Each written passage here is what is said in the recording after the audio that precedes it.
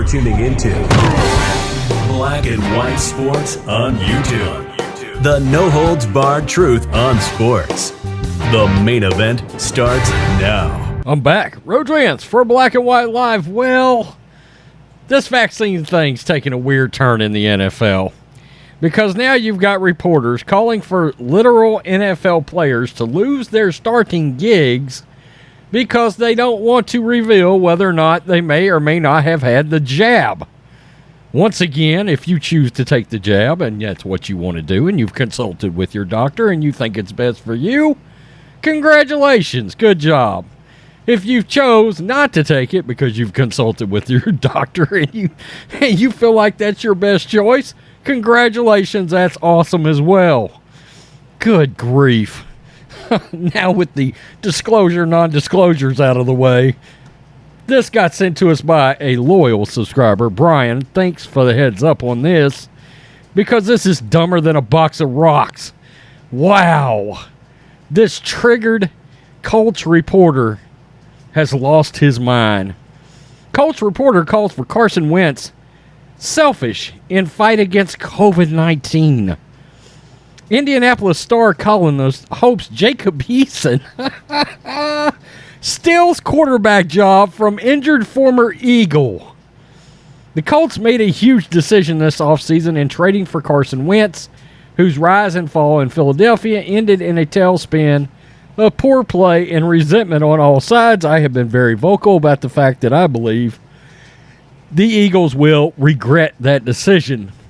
Wentz, for his part, was thrilled to join a contender in the Midwest and reunite with Frank Wright to get his career back on track. By the way, as long as he can stay healthy, and I understand that's an if, I believe Carson Wentz is about to wreck shop in Indianapolis. Philadelphia may have loved him for a few years, but things got so ugly both on the field and in persistent reports from the locker room, where more than a few teammates and coaches were willing to criticize Wentz, not only as a football player, but maybe more importantly as a leader, albeit under the veil of anonymity.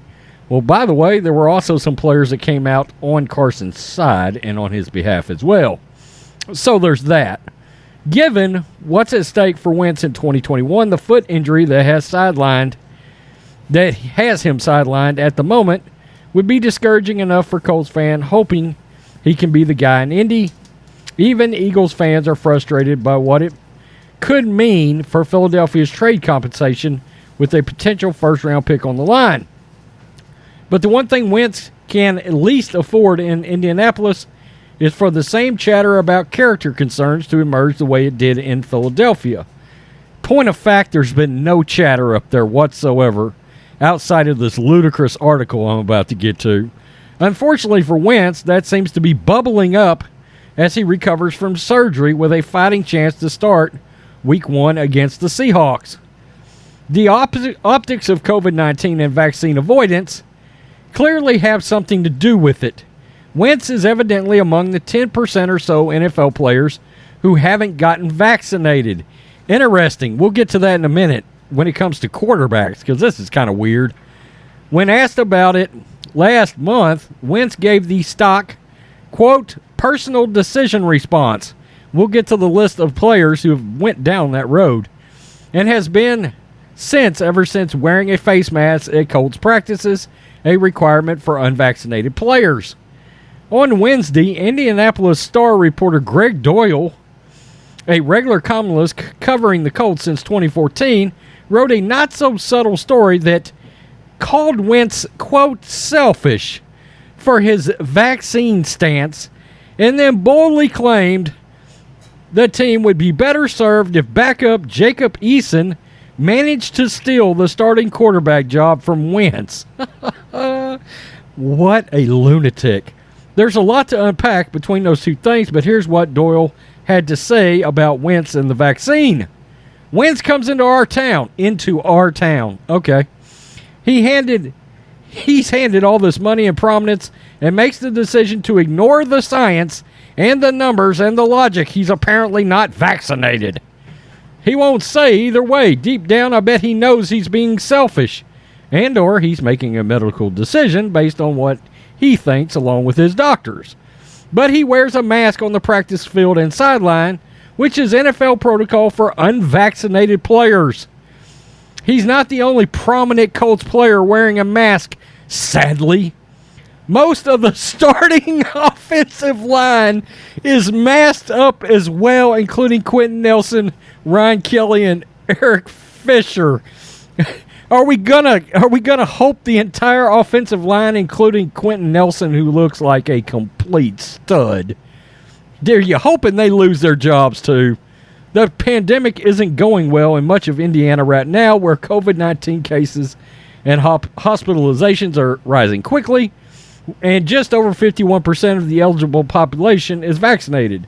Wentz joins quarterbacks Kirk Cousins among the most prominent players who apparently won't get the vaccine and will roll the dice on a higher likelihood of missing time with COVID-19, let alone injuries. A hospital in Michigan cut off a relationship with Cousins. This isn't the same kind of selfish behavior attributed to Wentz in Philadelphia, where he was characterized as uncompromising and arrogant. But Doyle's choice of words and decision to write this story to begin with doesn't come in a vacuum. Eason, a second-year player out of Washington, is unproven with the exception of an impressive showing during a preseason game against the Panthers.